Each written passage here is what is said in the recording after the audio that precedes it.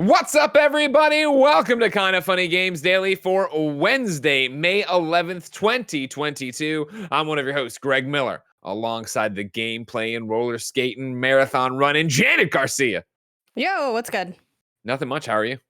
I'm good. I can't help but notice that you're not blessing, but we'll make It's it work. weird. You know what I mean? It's not a lot of people are going to call it out.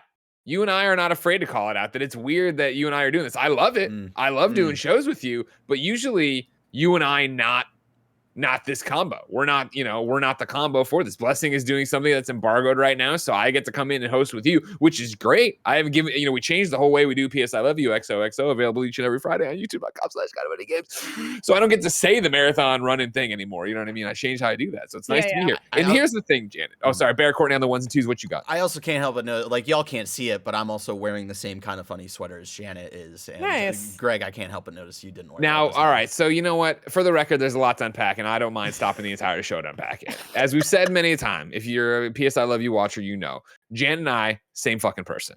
So yesterday, Jan and I hosted a taped segment for the USC Games Expo. You can watch it tomorrow, IGN, 3:30 p.m. or twitch.tv/USC Games, where we will run through 6 of the games made in the program that are amazing. We will look at all these demos and talk about it, talk over them. I wore the sweatshirt there. Janet texted me beforehand and said, "What are you wearing?" I said, "I'm wearing a Kinda Funny sweatshirt." She said, "Which one?" "I'm wearing one too." And she was wearing the other one. All right. So today that shirt is dirty. Benjamin puked on it last night. You know what I mean? I wore it around all week, then all day, then he puked on it. So don't get in my face about it, boss baby. All right. I'm gonna get in your face about, anything that the CEO Junior sees fit. I did think about this when I put this on this morning, because I'm like, it's me as Greg yesterday. Because actually before, like when I texted you, I hadn't decided, like I wanted to just wear a sweater because that's just what I normally wear. And I wanted to wear this sweater because I think this might be my favorite of our recent batch. I do like the crop for the look, but I feel like this is like the one I see myself I end up wearing the most often. Maybe it's because it's a crew neck and not a hoodie. Sure. But I was gonna wear this, but I'm like, I feel like this is probably what Greg is wearing. And I like matching, I like a matching moment. But when it's something that's like outside of us, it seems like we tried to match. And then I'm like, I didn't though. I just was, so that's why I wore the other one. But then I was like, today I can be the real me, which is really just you in a different font. The italicized Greg Miller. Here's where I wanted to test you. All right. Because I've had a wave of nostalgia. I was upstairs getting my coffee. You know how your brain just wanders? A wave of nostalgia. Can you guess what I was nostalgic about today? It's about video games. Is it PlayStation? It's a general video game thing. The Sims? You tweeted about that. So I tweeted about SimCity yesterday. That's a general video game thing. Wired controllers. What? Wired controllers? Fuck no. Jesus. Were you nostalgic about Pong? No. I was nostalgic for midnight console launches. Pouring the coffee, I was just struck because I think we're going to talk about, Switch and how people, what comes next and yada, yada, yada. And like, I was sitting there, I was like, man. And yeah, don't get me wrong. I don't miss it in terms of like, I'd want to do it right now as a 39-year-old. No, I don't want to go wait in line. It's much cooler. I mean, first off, it's much cooler to have our lives where, the console is shipped to us weeks ahead of time. That's pretty fucking awesome. Thank you, everybody. But it's also cooler, I think, just to click the button and have it delivered to your door and not have to worry about it or whatever. But then I was sitting there, I was like, man, PlayStation 2, the Wii, just sitting out there talking to fellow people, being excited about something, reading your magazine. Those were the days. A simpler time, Barrett. You were a baby. Sure. Thank you. We all were, except for you. You were like 30 already for some reason. Yeah. I dislike you too. I didn't have the pleasure of console launches. I just got hand-me-downs. Yeah, exactly, right? I was too broke for the console launches. But then I went in the other direction where now I have like the privilege of like, I got the PS5 early and that was very cool. And that was awesome is like actually getting it, because console early is like, that hits so much different than like a code. Like a code's much easier and widespread than a console. So that was cool. Hopefully that happens with the, PS5 too, or PSX or PS5 PSX Pro or whatever. Yeah, whatever ends up being. Raj Former in the chat says, I only went to one, the PlayStation 4 launch. It was a very sad and boring experience. I was listening to Beyond, hoping to find a fellow nerd. Everyone was there just to scalp. And that's the modern day. That's the modern day. I wouldn't know anything about that. I went to New York and got my PlayStation 4 and they engraved it with my name on it. So it was great. I don't know anything about what happened to you. But I digress. Ladies and gentlemen, let's talk about how Janet and I are going to argue about the best game at the Nintendo indie world. PlayStation doubling down on keeping their first-party games off PlayStation Plus day and date, and Nintendo's concern about life after Switch. We're going to cover all this and more because this is Kinda Funny Games Daily. Each and every weekday on a variety of platforms, we run you through the nerdy video game news you need to know about. If you like that, be part of the show over on patreon.com/kindafunnygames. Over on patreon.com/kindafunnygames, you can write in to be part of the show. You can get the show ad-free. You can get the post show we do each and every weekday. And let me tell you, we have a humdinger of a special one today, ladies and gentlemen. Over on the subreddit, a little man, a little boy, a young person named Jorge wrote in and said, I've applied for a job. They need me. It's in the video game industry, but they've asked me to make a video game, my own gaming resume to prove that I know things about games. What has everybody got? They were like, there's no idea it can be creative. It can be whatever you want. What's the creative idea everybody has? And so the subreddit started chiming in, and I said, full stop, Jorge. Come on the post show tomorrow. We will interview you for it. This can be your thing. You just send them a published video on YouTube from Kinda Funny, and you'd be like, bam, this is how it is, because it's some marketing job. So bam, we're going to bring Jorge in here and talk to him about that for like 10 minutes afterwards, and that'll be your post show.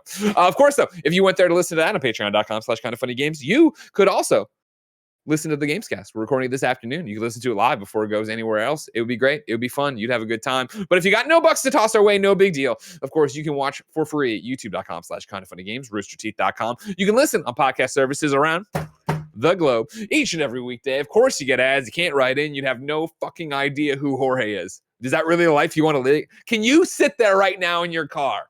Can you sit there right now eating lunch in the break room and be like, I don't give a fuck about Jorge? Is that who you are? I don't think that's who you are. You're a Kinda Funny best friend. You want to support Jorge. I hate my life right now.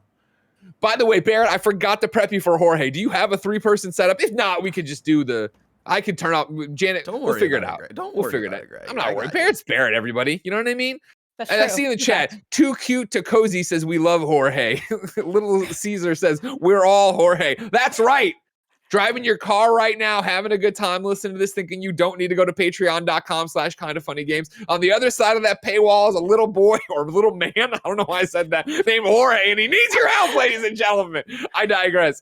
There's all that to do. And then, of course, you can be watching live on twitch.tv/kindafunnygames for free. If you're watching live on twitch.tv/kindafunnygames, you have a special job. Go to kindafunny.com/you're wrong and tell us what we screw up as we screw it up so we can set the record straight for everybody watching later on all the platforms I just listed. And let us not forget the Epic Game Store. You can use the creator code KindaFunny whenever you buy something on the Epic Game Store. If you're using the creator code KindaFunny, we get a few bucks tossed our way by old Epic. And you might say, I hate PCs. I'd never use the Epic Game Store. Well, when you're playing Fortnite on your Switch, when you're playing Rocket League on your PlayStation, when you're playing anything else that uses the Epic creator code, you can use the KindaFunny code there and help us out. There's a lot of energy there, Janet. I'm feeling good about this episode. Yeah, I'm good. Ready to be a part of it. Let's go. Now, Janet, you have a very specific energy. Have you ever noticed that? No, I'm afraid to ask. What? No, it's just like, like I'm like fucking just screaming and yelling and just shoving all the words I can in every breath, like I'm gonna die in 2 or 3 seconds. You're much more meter. You sit there, you think. What's that like? What's that like to have a thought in your head before you say it? Because I wouldn't know anything about it. Honestly, I spend most of my mental energy here on content, and when I leave, I am but a shell of myself. Like I have no thoughts, just great pizza, the game that I'm playing on Switch. I did lightly prep for this show by yelling at Isaiah about the Switch in the kitchen, and I was like getting very animated, and I'm like, I'm getting ready to do the show with Greg, you know? I'm like really just going for it, like for no reason at like 9 a.m, but yeah, we'll get there. Housekeeping for you, ladies and gentlemen. We got up early, so you have to show us some love. Go watch our Nintendo Indie World reactions. They're up right now on youtube.com/kindafunnygames. Like I said, tomorrow over on IGN or twitch.tv/USC Games. The USC Games Expo is happening at 3:30 p.m. Beforehand, there's some guy named Jeff Keighley doing some stuff. I don't know. Don't worry about it. Don't worry about what he's doing. But at 3:30 Pacific time, Jan and I take over to show you 6 games that are pretty gosh darn awesome and walk you through it. Thank you to our Patreon producers, Anonymous and Fargo Brady. Today, we're brought to you by MeUndies and Credit Karma, but we'll tell you about that later. For now, let's begin the show with what is and forever will be the Roper Report. Time for some news. 7 items on the Roper Report. Baker's dozen. Now, side note before we get started, you said good pizza, great pizza, and I thought you meant like it was just a comment of like, oh, well, you know how like all pizzas it's Mhm. good no matter what kind. That's an actual game you just linked in chat that you're actually Yep. playing on Switch where you build Yeah. pizzas. Yeah. Is It's this awesome. good? It's good. It's great. It's good pizza. Great pizza. I really like it, and other people do as well. Like I tweeted about it. Apparently, it hit iOS like a while ago. So people were like, "Oh yeah, I played this on my phone. And I loved it there." So I'm sure it's great on Switch as well. Yeah, it is what it sounds like. You're running a pizza shop. There's someone across the street in a Bob's Burger style fashion who hates you Oh, no. and is also running a pizza shop. You know, you're trying to like you're putting down the sauce. When the orders come in, you put the pepperoni in. Sometimes they want it sliced a certain way. Some Is it like psychopaths Diner want it Dash? not sliced at all. Like I gotta go fast and there's like orders piling up and You do have to go fast, but it's Gotta not go quite fast. as chaotic. It is not quite as chaotic as like Diner Dash or like Cook Serve Delicious. It's like a lot. Okay.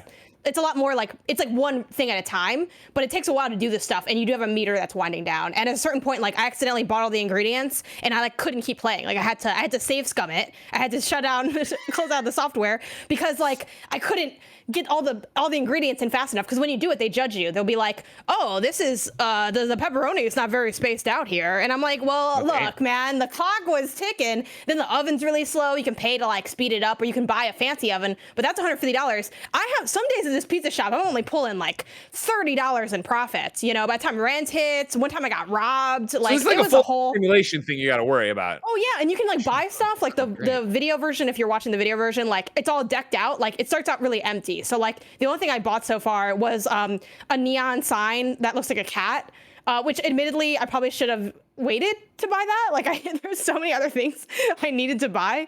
But yeah, I'm grinding away at it. Unfortunately, I don't think it has like a formal credit roll. You know, I love to add to like my list of games I beat, but I'd rather just not care about that, or I'll count it if I like unlock all the stuff or something. But yeah, like, oh man, I didn't even know, spoilers, I didn't even know you get to 3 pizzas. Like this is news to me. Some people order multiple pizzas. Anyway, this is like, I'm bringing the post-show energy to the current show. Let's talk about This is games kind of that funny. they talked Games about. Daily. These people love us hanging out and they love Jorge. All right, don't worry about it.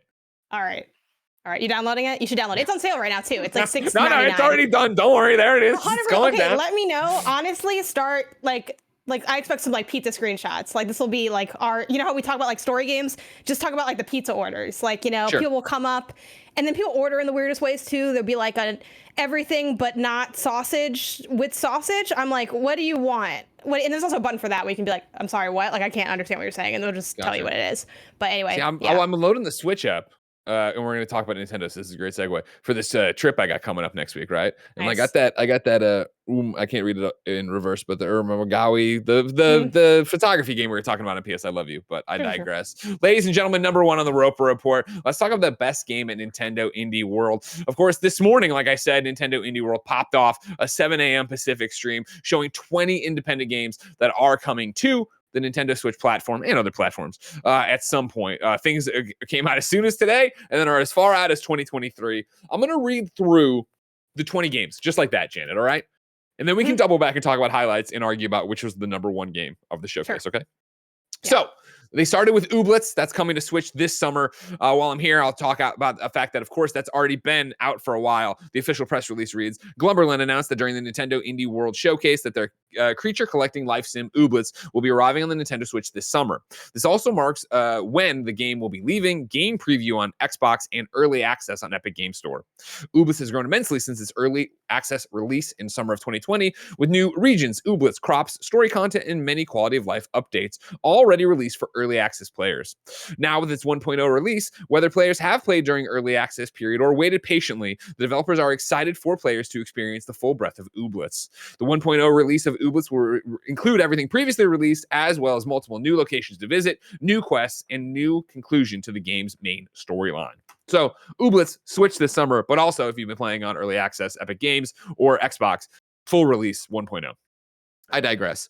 Then back to it. They showed Batoria Lost Haven. That's coming in the fall. Electhead. I don't know. That's not the right. Is that really what it was called? Did I write that down? Yes. Yeah. Okay. Electhead. This summer. It's one of those things I write it down during the show and then I mean to fact check. Oh, we're going to talk about why it's called Electhead because I got feelings. Soundfall is out today right now. You can get on that. That's also one that's on Switch, but everything else as well.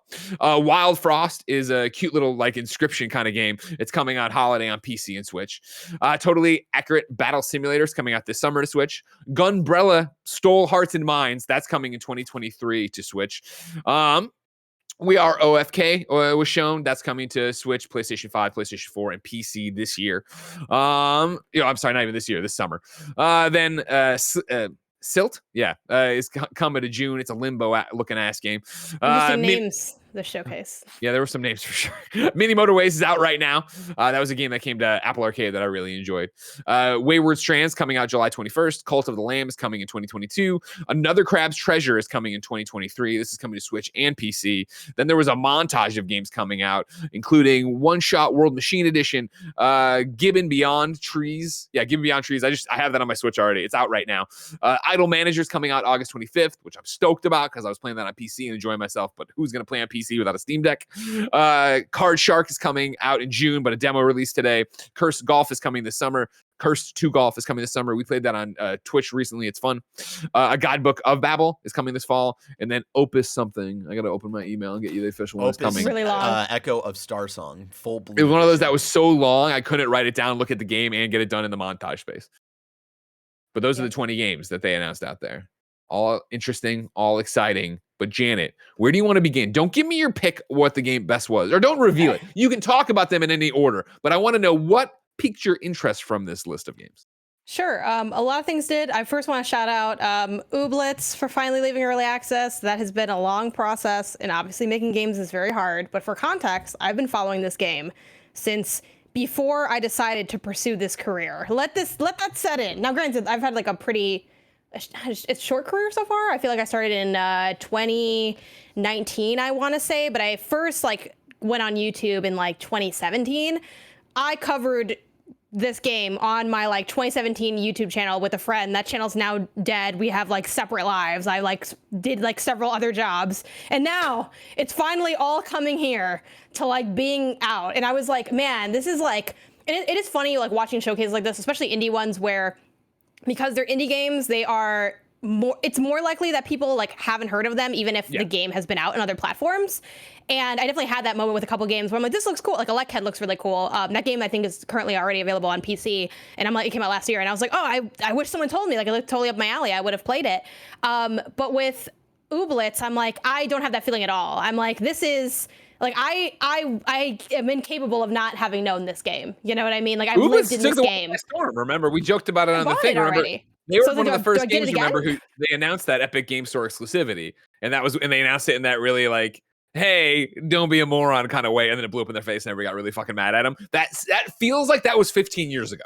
That feels like something I covered at IGN, but I definitely covered here at KindaFunny. That was 3 years. I remember that. That was my first year working here. And see, that feels so long ago, but that's just how video game years feel, plus a pandemic, I guess. But yeah. Yeah, but Ooblets does seem like a great game. I did play it a little bit already because I have it early access on Xbox, but I wanted to wait for the full version. So I'm just curious to see how that ends up shaking out. Sure. Electhead seems awesome. Puzzle platformer. That's up my alley. And I do want to shout out, again, the interesting names here. Silt, I think, looks awesome. It looks like Abzu meets Limbo is sort of my quick thing that I got from it. Swimming, it's sort of very moody. It's black and white. I like the emphasis that they seem to have on the audio design, which they talked about a little bit during their kind of straight to cam, dev conversation. And yeah, it just seems like a cool, I hesitate to say relaxing because it does look kind of horrific, but I don't know, a moody, interesting ambient thing. I also feel like we're in this interesting era of an SA era, but it's 2 games. But at this after Trek to Yomi, I'm like, there's black and white games are having a moment. Black and white are back. Yeah, black and white's back. Turn, boot up the old TV that doesn't come in color because it won't matter. Also, and then there's other things I want to shout out, but just to kind of we'll kind of go back and forth. I want to shout out Wayward Strand because as soon as I heard his name, I'm like, carry on my Wayward Strand. Also, someone in my chat named Play Jason, shout out to Play Jason, mentioned, because it's the idea is it's a story game, and you're in this floating hospital, and you're sort of eavesdropping and coming to conversations, and you're a journalist, and you're trying to put together this story, and you won't get it all in one go because some things are happening simultaneously. Seems really cool. Love the narrative. Love the art. It has really harsh black outlines on all the drawings. Yeah. Sort of the kind of animated look of it. But Play Jason in my chat pointed out that a floating hospital, terrible idea. You hit some turbulence, you lose an artery. I just can't say how hilarious story that is. That the journalist is trying to uncover is why this hospital is floating. I don't but I'm like, it is also funny to me though, because like I didn't like bat an eye at like floating hospital. I'm like, that sounds good to me. But yeah, maybe not the best form of healthcare, but probably still better than what we have in the US. So those are the first things I want to highlight. Very accurate. Very accurate. You get healthcare, but your hospitals have to be in, space. They're in international air, right? It's there's no rules. There's no American healthcare system. You can't worry about lobbyists up there. For me, the ones that stood out, Janet, in no particular order, as my computer literally wigged out there and threw me away from what I wanted to see. In the order that I talked about a moment there, I thought Wild Frost looked cool. This is the cute inscription. The official release from Nintendo read, Wild Frost is a super cute, beautifully designed deck building roguelike where players build a deck of charming companions and powerful elemental items in an attempt to take back a world that has fallen to the Wild Frost. Coming to PC and Switch this winter. Slay the Spire fans will be right at home using their card strategy and deck building skills to get that perfect run and reach the Sun Temple.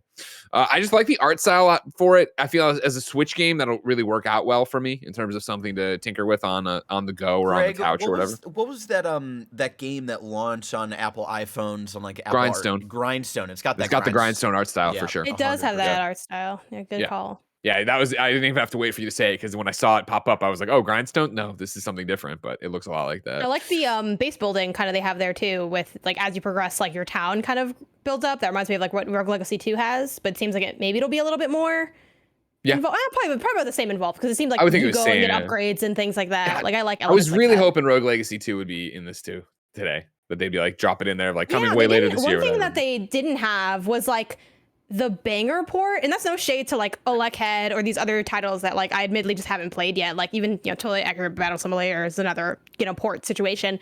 But I was really expecting something like hot from this year, to land, and that didn't end up happening. I was thinking, maybe Tunic, Silk Song. I know people have been screaming for and stuff like that. It was weird. The order of games I read you was the run of show, which meant it just ended with a montage, which I thought was a really weak way to end. Yeah, there's no headliner. You know. Yeah. Anyways, the other game I have two other games to highlight, I guess. Gunbrella, which as I joked around at the top, everybody seemed to walk away from this. This is coming from Doinksoft is the developer, Devolver is the developer. Doinksoft is the developer. Devolver, which I screwed up here, is the publisher, 2023. The official description reads, take on the role of a gruff woodsman on a quest for revenge, armed with the mysterious Gunbrella. In this noir punk adventure game, your investigation becomes entangled with the inner workings of ghouls and gangsters, cops and cultists, and other increasingly bizarre characters in a world rapidly losing its natural resources. Scavenge for scraps and spare parts to upgrade your coveted weapon to glide, swing, dash, dive, and take out enemies in gritty side-scrolling combat.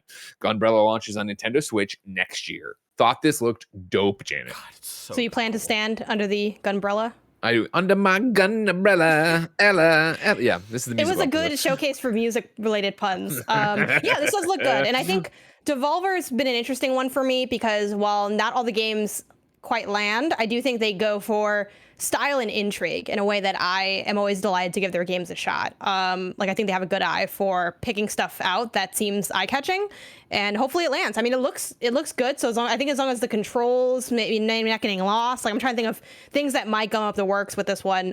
But yeah, I think it was also like very stylish, and I'm looking forward to again black and white. Black and white's having a moment. What a moment. One that was not black and white, was extremely colorful, and really caught my attention today was We Are OFK. This is one we've heard about before. And if you've been paying more attention than I have, you probably know more about it. I'd heard about it. I knew it was a narrative thing. I was like, that seems interesting. But this is the first time that I thought the trailer grabbed me, caught my attention, drove me in, and taught me more about it. So this is coming to Switch, PlayStation 5, PS4, and PC this year. It's weekly episodes paired with music videos, and it's this summer. I keep saying this year for that. But the official description reads this: experience an interactive making of the band journey about dreaming, dating, and paying rent in Los Angeles in We Are OFK. Through an animated narrative series released as weekly episodes, you'll interact with a fully voiced cast as you witness the lives of Itsumi Saito and her friends unfold. We Are OFK launches on Nintendo Switch this summer. All 5 episodes of We Are OFK will be released weekly, accompanied by the release of new OFK singles with each new episode. Episode 1 and Episode 2 will release together at the at first.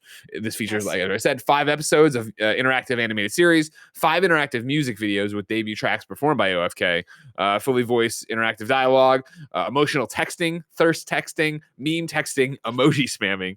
And then their final bullet point was original Los Angeles locations. You're going to love the boba shop. It's wild. Janet, do not understand what the game is. I would assume since they're calling out the texting, I'm making text choices and responses there. But the game, whatever it is, looks gorgeous. It's an interactive animated series. And then I went to Spotify and listened to the song that's up right now, Follow, Unfollow. And I was like, this is fucking dope too. So I'm in no matter what this ride's going to be. Nice. I kind of imagine the gameplay being kind of like Oxenfree. God, I've been trying to get the name of that game for 2 days. Anyway, Oxenfree After Party. That's kind of what I imagine, where there'll be some like walking sim moments. Hopefully, though, it I think picks a lane and rocks it well. Because I'm thinking of like, you know, games that maybe didn't quite land for that.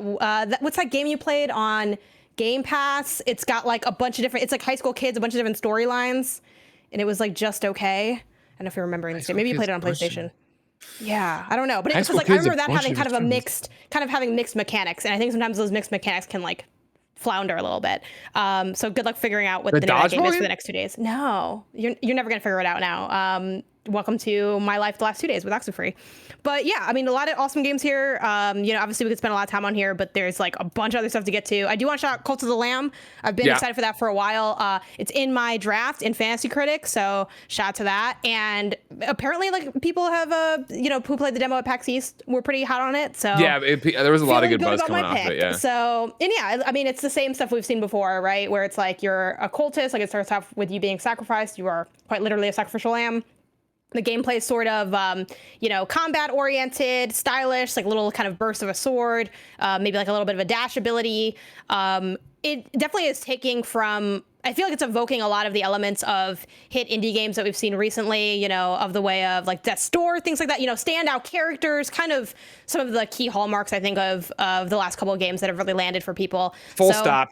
Hopefully it turns out Parks good. in the chat says Last Stop. You're thinking of Last Stop. Yes. Mm-hmm. Nailed it. Thank you yeah, very like much. I felt like it had that weird blend where like sometimes you were in control, sometimes you weren't. Like it was. Yeah. You know, it kind of had a lot. So hopefully it's a little more streamlined. We are okay, but yeah, looking forward to that one too. Really quick, related to Cult of the Lamb, I highly recommend Adventure Pals. I forget the developer's name, but that was their game. I think back in like 2019 it came out on Switch. It's kind of an action platformer, same art style. You know, it's got a very similar name to Adventure Time, and I would say it's got like that similar sort of Saturday morning cartoon humor.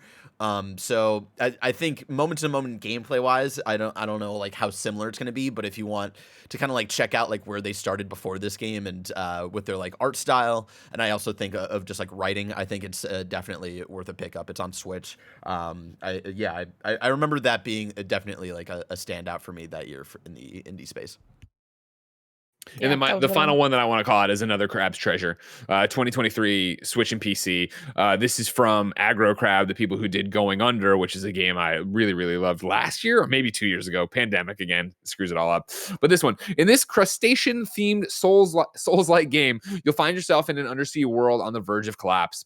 As Krill, the hermit crab, you'll need to use the trash around you as a shell to withstand attacks from enemies many times your size. Embark on an epic treasure hunt to discover the dark secrets behind the polluted ocean, with more than 50 potential shells to discover and a host of dangerous enemies to overcome. Another Crab's Treasure is sidestepping on a Nintendo Switch next year. God. And this is what's heartbreaking about it. So many of these games are coming next year. The two games that were like the big highlights for me, this one and Gunbrella. It's like, why show me this? So like, it's gonna be, Greg, I tweeted about this. It's gonna be like Loot River when we like Loot River was showcased like 2 years ago, and Andy and I were like, hell yeah, this game looks dope as hell. And then like we were constantly trying to be like, all right, where's Loot River? And then out of nowhere, it was like, oh, it comes out in 2 days. It's like, oh shit, yeah, okay. That was weird. And then I still haven't played Loot River, and I hope that doesn't happen with these 2 games. Like I want to like, God, they just look so cool. Janet, before you tell me what your favorite game, what the best game of the Nintendo indie world was, do you have any other ones you want to shout out? Anything else that stood out to you?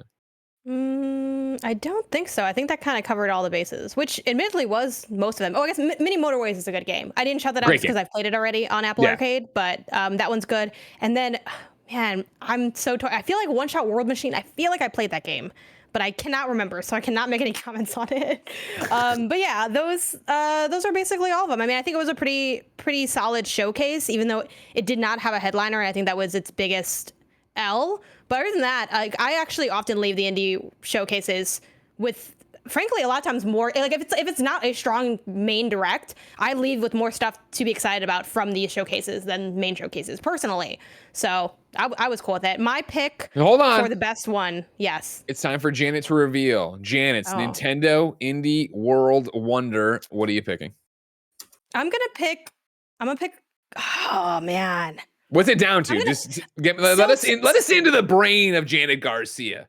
So, I mean, I think Umbrella is a dope one, but I feel like you're already gonna pick that, and that's gonna get love. It's fine. I'm thinking between Silt and Wayward Strand. Because Cult of the Lamb, again, I love that. I love the look of that game. But hi, Jen. But ultimately, like I've talked about that a bunch, so I feel like I want to go. Jen's a big weirdo. If you didn't know, Jen's company, Strange. Pop Agenda, represented 1/5 of all the fucking games of this thing. So there you go.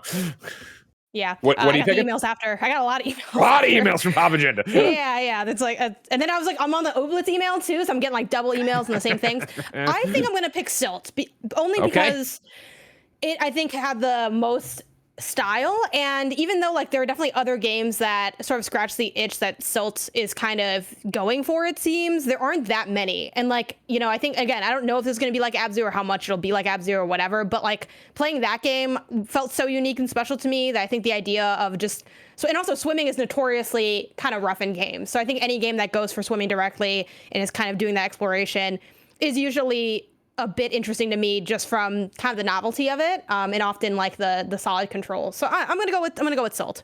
Okay, I appreciate that. Janet's Nintendo Indie World Wonder, ladies and gentlemen, is Silt. Congratulations, Silt. Yeah, you can expect not a good name though, admittedly. I hope that makes sense later, but even then I'll still be annoyed by it. So. I've seen Roger Porconi in the chat poking fun at me and making fun of, doing all sorts of stuff like he normally does while he watches the show. While you're here, Roger, I need you to make a graphic in the best of E3 vein of Janet's Nintendo Indie World Wonder and then Greg's Nintendo Indie World Wonder, so we can present the developers, because Silt from Spiral Circus and Fireshine Games will be getting this. There you go. And I actually didn't read their thing, so let me read their description now that we've given it Janet's Nintendo Indie World Wonder, the highest honor you can get at a Nintendo Indie World. It reads like this. Dive into a harrowing ocean abyss and unravel long-forgotten mysteries in this puzzle adventure game. Explore a surreal underwater realm filled with strange machinery, ancient ruins, and dangerous ocean inhabitants. Possess sea creatures and harness their abilities to solve puzzles, and travel deeper into the darkness. Plunge into the dark waters of Silt, launching on Nintendo Switch next month. So there you go. Silt right there. Raj Former says Indie World Wonder. Greg's Nintendo Indie World Wonder. Look at it. And Janet's Nintendo Indie World Wonder. All right. That's what we need. Maybe put her face in it. Maybe put my face in it. Whatever you want. I'm not getting in, but that's the official title we're giving these people. Okay. What is yours, Greg? Well, first off, I want to call out the fact that about like 10 minutes ago, Ickety Ackety Oop popped into the Twitch chat and was like, man, I've been listening to KindaFunny Games Daily for 5 years, and this is my first time catching it live. This is great. And then he just put it in again. I hate ads. Crap. You got to sub, man. Get in there. 5 years. My Nintendo Indie World Wonder, Janet Garcia. And the runner-up is Gunbrella. Okay. Gunbrella, I thought, was super exciting from a gameplay perspective, a look, and I can't wait to play it. But the 2023 thing cools me on it a bit. And so I'm putting We Are OFK as my Nintendo Indie World Wonder. I think the fact that it's so close, of course, is a win in the column, but then love the art style, and then I love the pitch of it. Again, a musical narrative is what they're describing it as. I don't fully understand what I'm getting, and then again, 5 episodes of interactive animated series. Okay, so it's not a game. It's an interactive animated series, but it's got game elements and apparently emotional texting, thirst texting, meme texting, emoji spamming. That's great. And then the fact that I fucking love the music. Like, I legitimately listened to the one single they have on Spotify 3 or 4 times in a row, and then let Spotify do the recommended stuff. But then I came back and listened to it 3 or 4 times in a row again. So I'm down with. Surprised it took you this long to get on board with We Are OFK, because I was talking about We Are OFK. That was so hard to say for some reason for a while. Like, to me, in my mind, oh yeah, let's a PlayStation indie that's going to be on Switch. So that's my thing, where it's like, I've known about it now. And Hopefully I've seen stuff about it. I just haven't given it the time of day, if you will. But now it's imminent. I understand what I'm getting into. And I like that. Well, y'all, when you are in the chats complaining, oh my God, we keep seeing this game, it's because of people like Greg. Like sometimes it takes like the third or fourth iteration for it to break through. That's true. I'm not going to argue with you on that. You know, I wish I could tell you you're wrong, Janet, but you're not wrong. It just has to be the right thing. All right. There you go. Greg's Nintendo Indie World Wonder. We are okay. Janet's Nintendo Indie World Wonder. Silt. You've seen it, ladies and gentlemen. You know it, ladies and gentlemen. And now the show can move on. But not before two things. Number one, I see you in the fucking chat, everyone. All right?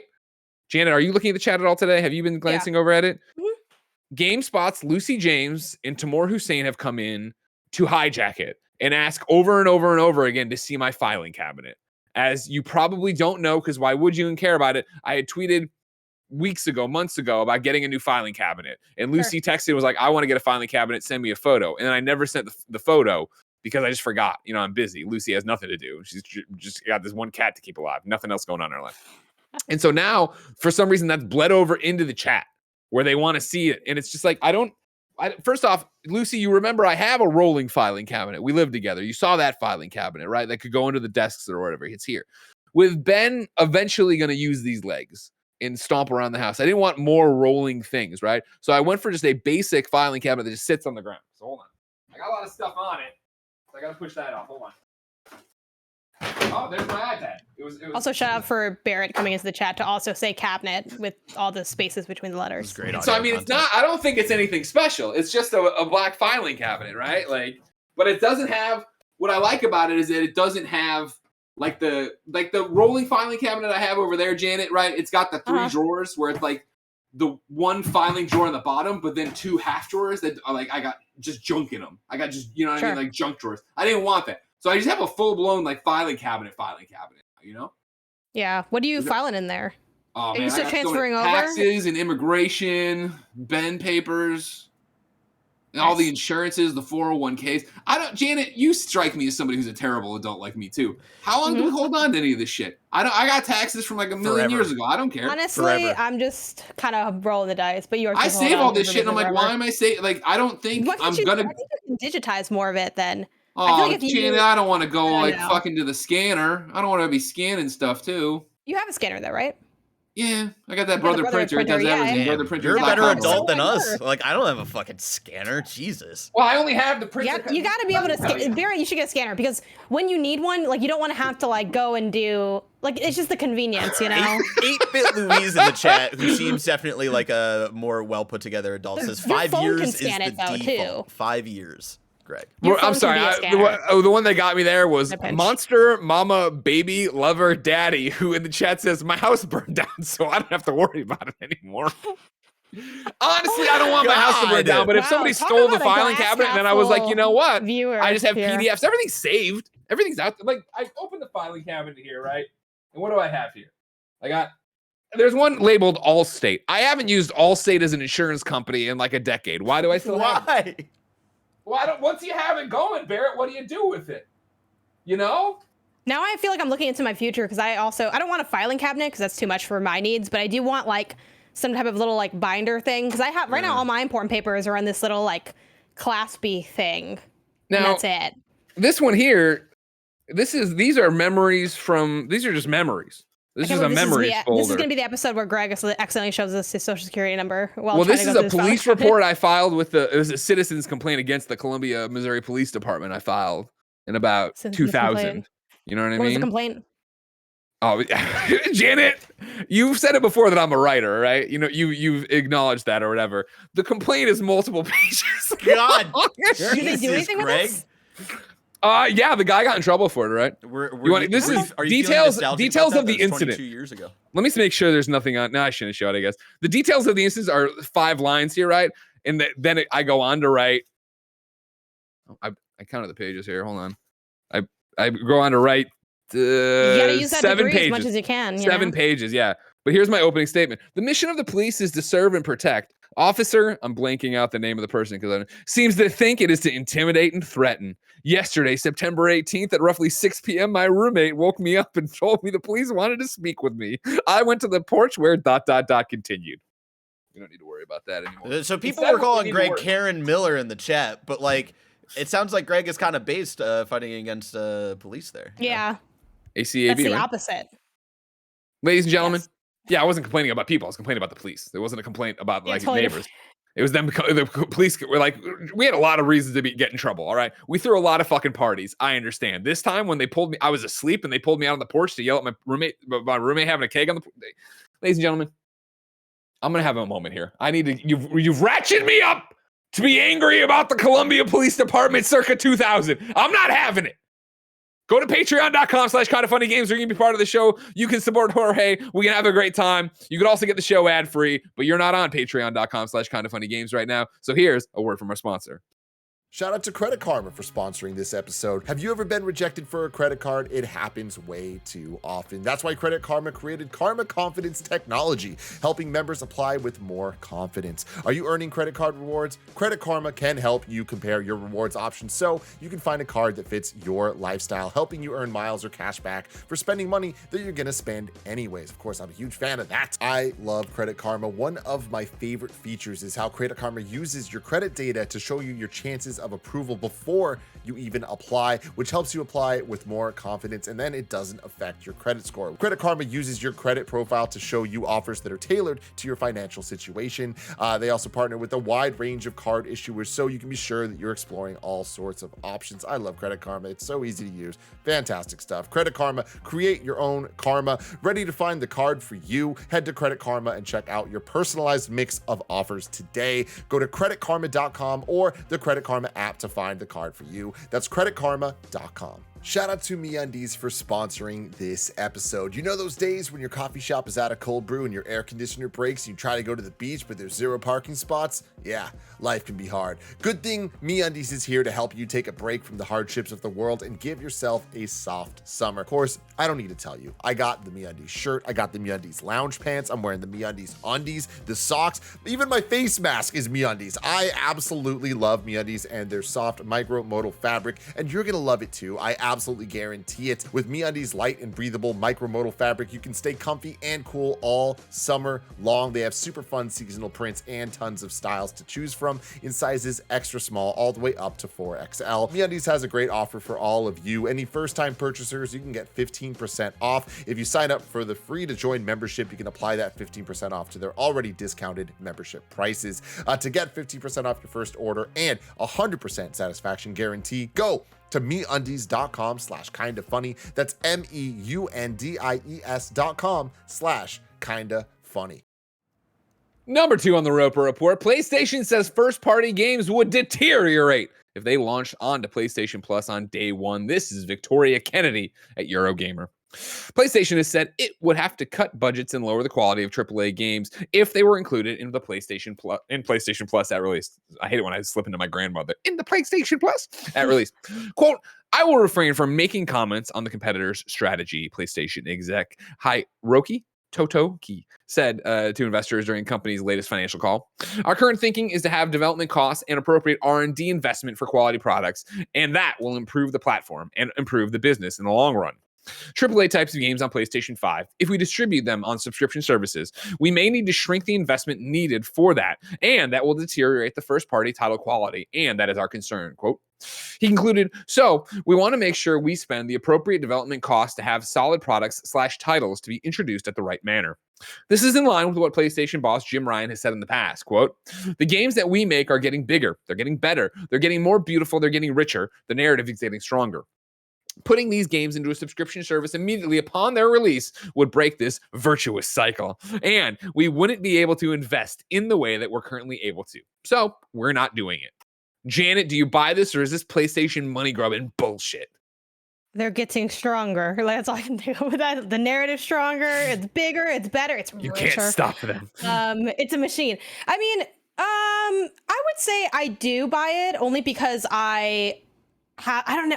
It's so weird because whenever you like believe anything that anyone says, it's kind of like, well, I have no reason not to, except for like general skepticism. But yeah. I can definitely see that. And I know people will say, well, like Microsoft does it. Again, they're just very different companies. Again, and that's also not to say that they'll never do it. Like, I would never say never for pretty much anything. But it makes sense for why it doesn't fit their model. Again, whether or not it would deteriorate, I think they think it would have a negative impact. It would maybe like affect the creative choices they make to a point that they don't want to mess with the formula they have, and what they have generally does work. And I think there is a world where PS Plus or PS Plus Plus Plus, like the revamp, the remix, can be successful and compelling and worthwhile without having the day and date, even if the day and date would be nice. And then I also, you know, in addition to, again, the company just being different, like I point out all the time that, like, sure, like Microsoft stuff first party day and date, but the cadence of first party Microsoft games is very different than the cadence of PlayStation's output. That's just fact, right? Like, it's just, I mean, like that's the truth. So I think it would look a lot different if they did that as well, for that reason. So that's kind of where I'm at with it. Again, if any world that can get more games into people's hands more easily while also benefiting the developers is a world I am for. And yeah, I do kind of buy that it doesn't make sense for them right now in their business model. Exactly. I think that's the thing. I agree. I think I buy it there because their model is working for them. They are clearly doing very well, and their games are doing very well. And somebody in the chat, it already went by for me, right? It was like, if this was working, Nintendo and PlayStation would have done it yesterday. If it made sense for them, like if it was a no-brainer, if it was what it is. Xbox, of course, is as always trying to make up ground. They're trying to win this war of, hey, we're not even about the box anymore. We're about having Xbox everywhere you are and have it be ubiquitous and yada, yada, yada. They're doing something different than what PlayStation is doing. And so, yeah, I think the funniest thing as always is just the virtuous cycle that Jim Ryan calls it. That makes it always sound a little more highfalutin than I think it needs to be or whatever, but it's a business model that works for them. And I can see where, again, Deteriorate makes it sound a little bit like the sky is falling, but it would change how they make games. And right now is what, you know, it ain't broke, so don't fix it. But as soon as it is broke, I bet you'll see PlayStation getting games day and date there. Number 3 for you. Star Wars Jedi Fallen Order dev claims requests for a black and or female lead were rejected. This is Ryan Dinsdale at IGN. A former Respawn Entertainment developer has claimed that requests from team members to make the protagonist of Star Wars Jedi Fallen Order female and or black were shut down. The response allegedly centered around the fact that the Star Wars franchise had a female lead after the movies' Rey, and the game already had 2 prominent black characters. Nora Sharemic, a lighting artist at Respawn who worked on Fallen Order, tweeted that multiple employees pushed for a black and or female protagonist during development before the game launched in 2019, but were rejected because the game and wider franchise already represented those communities. Quote, when I worked on Star Wars Jedi Fallen Order, a lot of devs wanted and advocated for the main character to be black and or a woman, Sharemic said in a tweet spotted by Games Radar. The reasons apparently given for not going in that direction were because, quote, we already have 2 black people in the game, and Rey is a woman, and we can't do that too, end quote. Fallen Order was eventually released with a white male lead, Cal Kestis, who has since become an established part of the Star Wars business and canon. Following up on her previous tweets, Sharemic added that these decisions were made at the Respawn level and were not the result of an evil EA or overly controlling Lucasfilm/Disney. Quote, it was our team's game, and yes, a few of the people with decision-making power made choices, she said. The issue isn't with Cal or his actor, but about opportunity lost.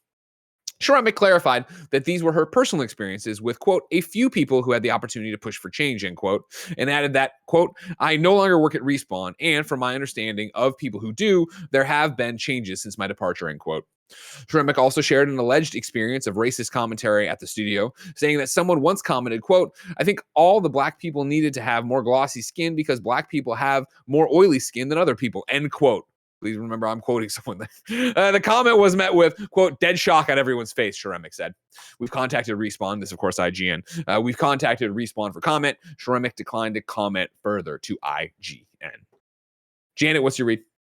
I think this is pretty typical in people's attitudes towards diversity in general. It's always like something, well, by always, I mean like the unfortunate reality is like, I think racism and sexism are fairly prevalent in just society in general, even if, you know, on the day-to-day, I'm not necessarily always having those direct interactions, though online, I don't have to look very far to find any of them ever on any content I do ever. So I'm throwing that out there as well. So, but I just kind of want to color like how I'm describing these kind of circumstances. A lot of people do have these attitudes where it's this idea of there's like almost like, and again, this is just the attitude I see where it's like, oh, there's like the baseline, the default, and then there's like other, and other is like everybody that isn't, you know, a straight white man for the most part. So it's this idea that, well, we can like keep that same energy is my thing. Like people act like you can have too many POCs or like you don't need another woman because it's already been done or what have we you. have Ray. But there's What do never we need? that. There's never that for like, white men. Like, you know what I've had too many of? White men in games all the time. But if I say people are like, Janet, oh, I mean, well, Janet, we're want the forced default, diversity. right? We have Janet, the come on, default. just to take devil's advocate, right? I mean, they already had Ray going. Come on, And two, when's a like- white man gonna have a chance to shine in Star Wars? God damn it! Also, not to mention that Cal was like so boring. I hated Cal as a character. But anyway, let's not take shots. That's not Okay, because, so that's sorry, not hold on a because he's a second. white guy. It's just because he was. They made him boring. Like, I don't know. Maybe I don't know. whatever. Some would say that his journey with PTSD was very emotional and one of the best arcs in a Star Wars. His story. relationship with BD1, I wouldn't know Janet. because I couldn't understand the fucking map, so I didn't get that far into it. She brought it back around. I got other and I played it at launch and it was like really a mess. But anyway, Star Wars Jedi Fallen Order takes aside.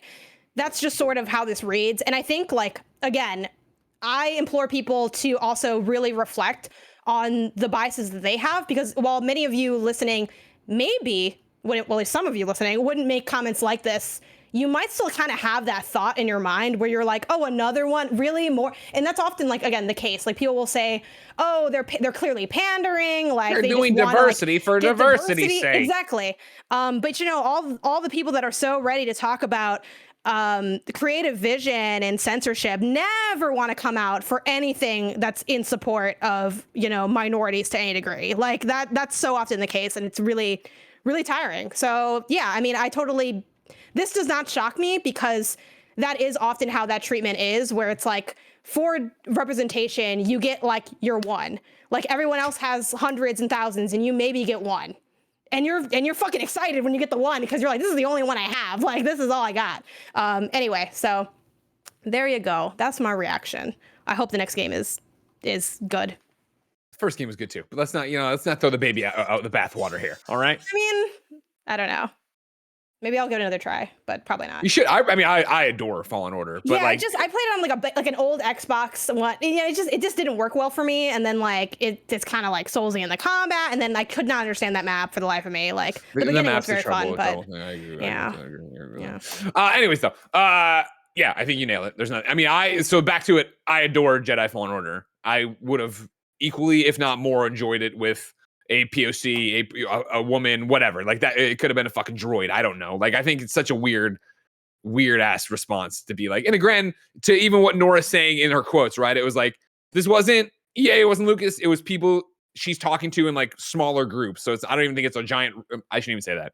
She's saying it's not a giant Respawn thing as much as having some really fucking obtuse conversations with people who have the decisions, who have the ability to make change. And they'd be like, oh no, well, they already have Ray. Oh, we already have black people in the game. Like, those are shitty fucking arguments to stand on for what you're doing, especially when Cal's relationship and the PTSD you're talking about, Barrett, right, comes from his relationship with his mentor, who of course is some fucking weird looking alien. Like, you know what I mean? Like, why are we hung up on who the alien is talking to? Like, it could be anything, whatever. I digress, but yeah.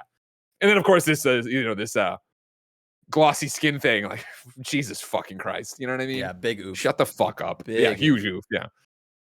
But yeah, racism sucks, and there should be more POCs and women of color and women in games and all that stuff, and all the stuff we say on KindaFunny all the time that we believe and feel. But if you're listening to this going, fucking SJWs, you can leave, and we don't want your subscription, and we don't want your money, and I don't want you to go to Patreon and help Jorge. I want you to just go away. There's plenty of other content for you to go consume. Probably had enough of people coming in.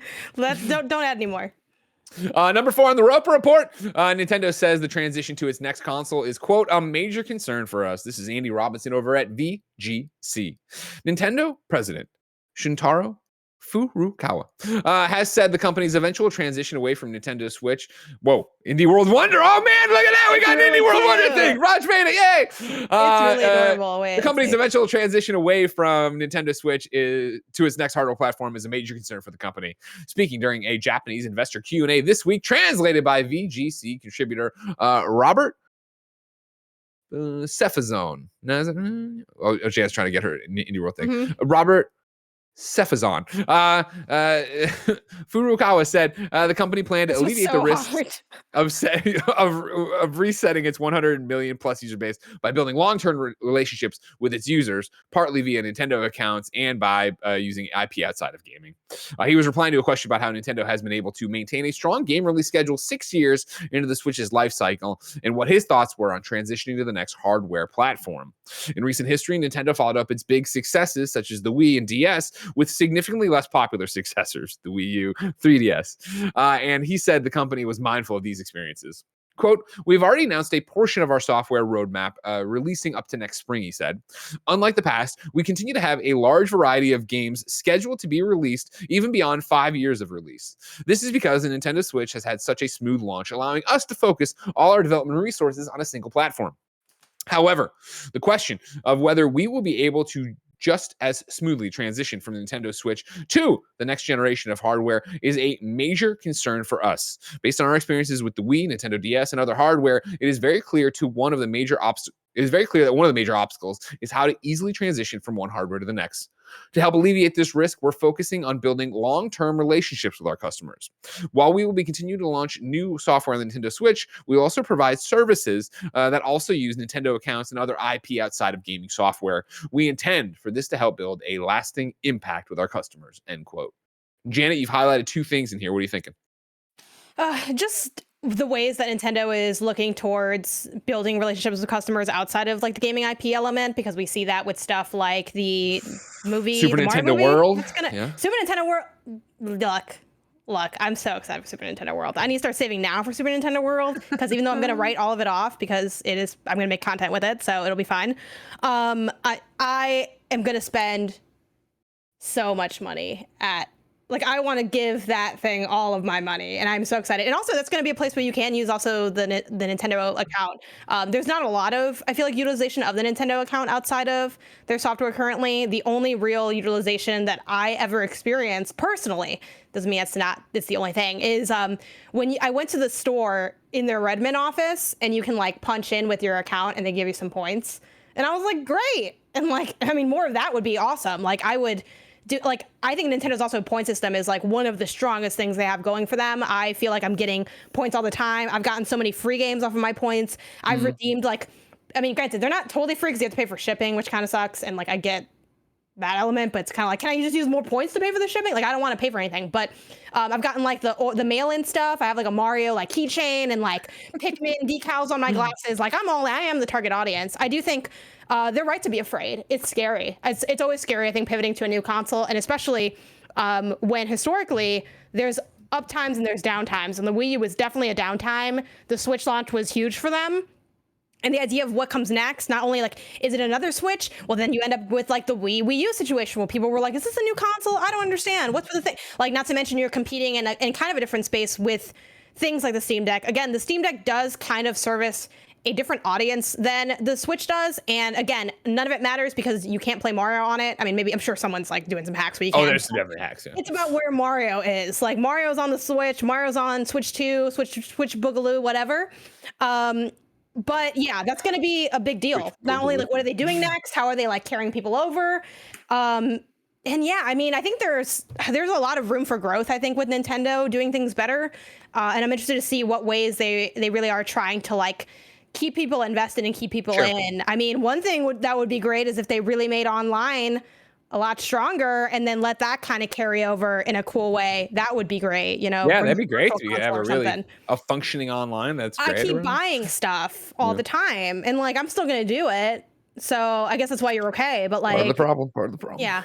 I'm the problem and the solution for Nintendo. So holler at me. Someone in our circles, I forget who, but a games journo, quote tweeted this and was like, I'd be more worried if it wasn't a major concern for them, right? Like, it's good that this is a concern. The headline and the structure of it makes it sound like doom and the sky's falling, but of course they're concerned about this. They are having such a fucking moment with the Switch, and they continue to kill it and crush it. And like, yeah, you have to have, if you're Nintendo, think about what comes next and how do we keep that momentum and when do you do it? You know, we talked about it yesterday with the financial numbers of like the one analyst saying that the Switch could overtake the PlayStation 2 as the most successful home console of all time, and I'm sure it will when Nintendo does the next redesign of the Switch and the next redesign of the Switch. And when they put out if they put out whatever the next console is, but still call it a Switch and do whatever, and not do a Switch 2, but the little weird naming conventions Nintendo does, like they have all the momentum right now, and you don't want to fuck that up, and you don't fuck that up by being concerned about it and having these conversations. So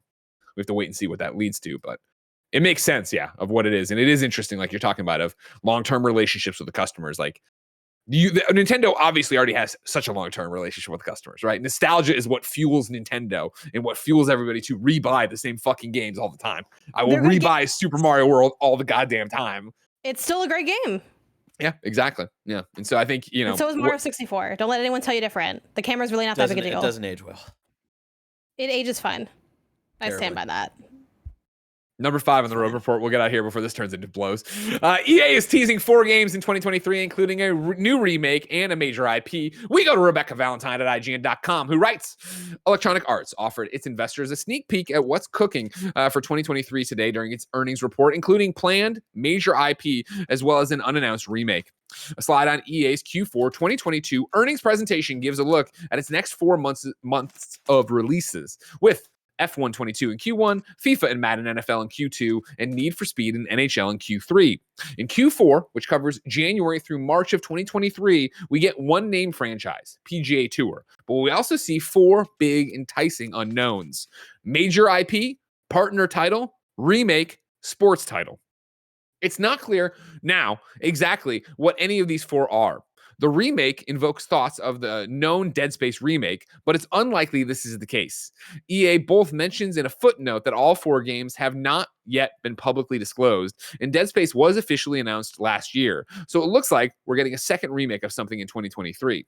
While I'm here, I was going to put this into not breaking news, but new dates, pointing out there's going to be a Dead Space developer live stream tomorrow at 10 a.m. Pacific. They're going to be focused on the art. The team at Motive will be giving viewers a deeper look at how they're leveraging the Frostbite engine, Gen 5 hardware, and PCs to visually evolve the remake and all the environments, characters, etc., etc. Tomorrow, 10 a.m. Dead Space thing. Back to the article from Reb, though. For the major IP, it's possible we're looking at the next Dragon Age or Mass Effect game, both of which are currently in development but haven't been given full-blown public announcements with titles and fanfare. It's worth noting that in the following slide, EA lists new studios in the Seattle area that are working on unannounced open-world action-adventure game, which is another possible candidate for whatever this is. Plus, Motive has an unannounced IP under its banner alongside Dead Space. As for the other 2, one possible guess for the sports title is that we're finally seeing the fruit of EA's announced return to EA Sports College Football, motherfuckers, since no title has been officially revealed yet. We just know they're working on it. The partner title, meanwhile, is anyone's guess. Perhaps another game for the EA Originals label. Maybe another Joseph Ferris adventure? Question mark. Janet, does this get you going? Are you percolating? Are you excited for this? I'm honestly not really, only because it's so vague. It could be anything, which is I guess that could be exciting, right? It's like you can dream a little bit and then be ready for those dreams to die when college football probably doesn't come back. But that would be really cool if it did. They've announced it, Janet. It is coming back. Don't worry about that. Obviously, EA has a very storied history with sports stuff. People in the chat mentioning like the past IP that they're really excited about, but. Yeah, I mean, I love EA Originals as well. Even when they don't hit, I'm like, that's fine. Just give me another one. Yeah. Like, I'm going down with this shit. I'm going wherever this boat takes me. I wish they did more of that. That was such a cool thing when Peter Moore back in the day announced that program and was like, listen, we're making Unraveled because we make FIFA and FIFA makes money, so much money. So we can make Unraveled and we don't care if we make money back off of it. Like, we're going to make cool shit. Unravel 2. That's very rare for an indie game to get a sequel. And Unravel 2 is just as good, if not probably better than Unravel 1. So go play both those games. Yeah, I mean, I wouldn't mind seeing something else from Hazelight, though. I feel like it's too soon. I know Hazelight at this point. Not that I don't want to see more from them, because I actually sort of cooled a lot on It Takes Two after having rolled credits on it. And I've just been cooling more and more, and now I'm just frigid. But what I like about EA Originals is it surfaced things that were new to me and new to the audience. So I'd like to see more of that stuff. But what about you? Any other dreams outside of college football? College football isn't a dream. They've announced it, Janet. It's happening. The rumor was 2023. I don't think they're talking about before the end of the quarter in March. That's a weird time to put it out. Mm-hmm. College football, I feel like NCAA games used to come out in summer, right? Leading into the return of college football. So to drop it in right after winter, it seems like that'd be weird. But I guess if you timed it around the national championship, it would make sense. But I digress. Also, I do have the poll in chat about did Mario 64 age well? It's 54-46. Yes to no. Yes. So So Barrett's wrong, it looks like. Well, the poll isn't over. I'm sorry, we don't have time. We have to keep going. The poll isn't over yet. We're already late, Barrett. Jorge's waiting, Barrett. Remember, other thing I want to see, I've said it for years, I'll say it again. I want Road Rash. Give me a new Road Rash game. Give me a full-blown Road Rash game, EA. Make me happy. Also, that major IP, I think we're all in agreement, that's probably Jedi Fallen Order. Yeah, that makes sense. And that kind of lines up with what Jeff Grubb has been saying about that game most likely being pushed to next year, since Q4 100%. 2022 goes up until April, I think, of 2023. The remake's the one. Well, I guess if you remade Road Rash, that would be it. Okay, there you go. Then we've done it. Major IP, Jedi Fallen Order. Partner title, some original. Remake, the one I just said, Road Rash. Sports title, college football, time with the national championship. Ladies and gentlemen, I'm sorry I have spoiled everything for you. Number 6 on the Roper Report. These are some fiscal year quick hits. Remember, we had a whole bunch of fiscal year shit last year. No, yesterday. And now we have a whole bunch more, but it's way quicker than I can give to you. So Ubisoft update from Nibel over on Twitter. From Ubisoft's earnings report today, Mario plus Rabbids 2, Avatar, and Skull and Bones are all set to release within fiscal year 23, which means by March 31st, like we were just talking about. I'll believe it when I see it, but good to know. I mean, Mario Rabbids, sure. Avatar, Skull and Bones, believe when I see it. That sucks because I had it in my draft for this year, so now it's going to be wasted, probably. Burn. Resident Evil Village. Resident Evil Village has driven Capcom to a 5th year of record profits. This is GamesIndustry.biz's James Batchelor. Capcom enjoyed... Huh? It's a good game. No, it's not. It's actually not a good game. It's a fine game. Not just that exciting. Read the words. The medium's better. The medium's a better survival horror game than the Village. We should talk about that though, because I have so many we just don't have time, so I used to have to take my word for it. Capcom enjoyed another record year thanks to key releases such as Resident Evil Village and the Switch exclusive Monster Hunter spinoff. The Japanese publisher released its full year results for 12 months ended March 31st, 2022, with net sales up 15.5%, a new company record.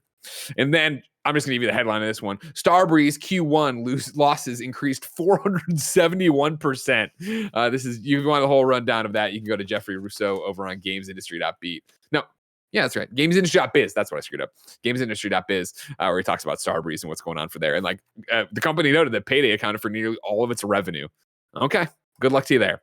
And the final sales thing I'll give you, number 7 on the Roper Report. Elden Ring, of course, is doing very well. Richard Walker over at PlayStationTrophies.org writes, Bandai Namco has confirmed that Elden Ring has now shipped over 13.4 million units as of the end of March 2022, with an additional 1.4 million copies added to its running total within the latter half of the same month. Quote, it's astonishing to see how many people have been playing Elden Ring, the director said, of the 12 million unit milestone achieved within the game's first 3 weeks on sale. I'd like to extend our heartfelt thanks on behalf of the entire development team. Yay. Good job, Elden Ring. Sadly, you are not a Nintendo Indie World Wonder. Those have been given out. And I did once I enlarged them and saw that we're both in there, like I asked, we're both hiding over the E of our respective awards. A big fan. I can't wait to see what the future Indie World Wonders will be, but that's so far away. Janet, if I want something more, give me the web in Mama Grab shops. Where would I go? Sure. The official list of upcoming software across each and every platform, as listed by the KindaFunny Games Daily show hosts each and every weekday. Yeah. Real quick, too, I am timing out people in chat like Cinematic Gaming Media who say Village greater than medium. So be careful if you want to go on that hill and die, all right? Out today, Neptunia Cross Senran Kagurua Ninja Wars is on PC. Source of Madness is on PC and Switch. Brigadine, The Legend of Runercia is on PC. Soundfall, which we talked about earlier, the heavily anticipated rhythm-based looter shooter, is out on PC, PS4, PlayStation 5, Xbox One, Xbox Series X and S, and Nintendo Switch. Meanwhile, of course, Mini Motorways is out on Switch, like we were talking about again. And then don't forget, you can stand toe-to-toe with Godzilla and King Kong in Call of Duty Warzone during the limited time Operation Monarch mode that is out right now. New dates for you. Lovecraft's Untold Stories 2 has been delayed until a later date, but we don't have that date for you. Yeah, see, no, it's looking good over here. You know what I mean? Because you got Uncle Death saying Village sucks. Nailed it. Parks says Village and Medium both bid. From cinematic. You got a power struggle going on here. Parks, Village and Medium both mid. That is also correct. The Don't worry person about said they're that. both games. That is also true. Also true. Yeah, no. Again, I want to make sure we're very clear. Of Finally, course. an objective review. I'm Very tired of clear. these opinions. I'm not saying that The Village is a 10 out of 10. I thought The Village was what when we played. I was like, it's fine. It's a 6 or something, and maybe a 7. I enjoyed It's it. at least That's a how little 7. I enjoyed Village. That's how little I enjoyed Village. You didn't want to cook the food? No, I didn't. Janet, we asked people watching live. No, that's not right. We asked people just watching to go to patreon.com/kindafunnygames, support us, find out what's going on with Jorge. We also say you can squad up. This is where you give me your name, username, platform of choice, and why you need help in a video game. I read it here. The best friends come and find you, and everybody has fun together. Right now, Jake Osburn needs help on the PlayStation 5. Jake's name is Just That Good 184, all one word, Just That Good 184. Jake says, hi, Kinda Funny best friends. I'm going for the platinum in Elden Ring, and I am in desperate need of help, but not with a boss fight. The only trophy I need to unlock, besides the 3 endings, is the trophy for collecting every legendary armament. Due to a bug with the trophy, to unlock it, you need to actually have all 9 legendary weapons in your inventory at the same time. Unfortunately for me, some 70 hours of gameplay ago, I sold the grafted greatsword and cannot buy it back. I simply need someone to drop the weapon for me so I can pick it up and pop the trophy, and then I will give it right back. I'm level 160, so to return the favor, I will help you with any boss fight or area you may need help with. I'm usually online during the week, anytime after 7 p.m. Eastern. Please spare me from the platinumless fate of a younger, naive me set out for myself. Thank you so much. It's like I see a sentence coming, and I'm like, it's like you didn't render all the way over there. You were just like damn. Over in the live chat, yeah. Tomor H says, I have the weapon, and I'm happy to not help. Get good. Also, What people kind of- are pointing out in the chat you can do it in New Game Plus as well.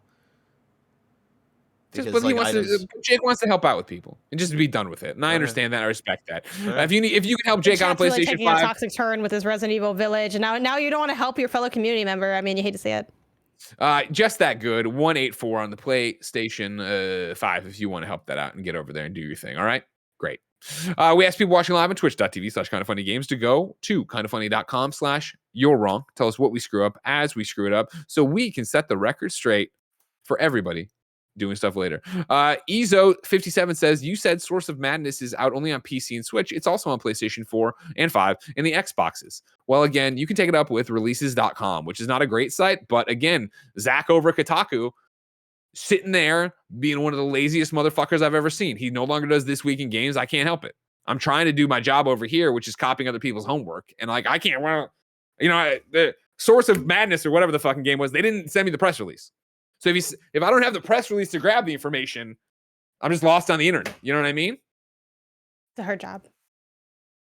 It's a hard job, Janet. That's the other thing. People, they just don't respect and understand how hard, Janet, it is for you and me. Are you all even fucking thinking for a second that I got up, I took care of my son, I reacted to the Indie World, I came with amazing thoughts. We set up this whole bit for Indie World Wonder. I held up a fucking filing cabinet. I've been talking for nonstop for an hour. I'm about to help Jorge get a goddamn job. No, what you want to do is be like, hey, you also didn't talk about the PlayStation version of this.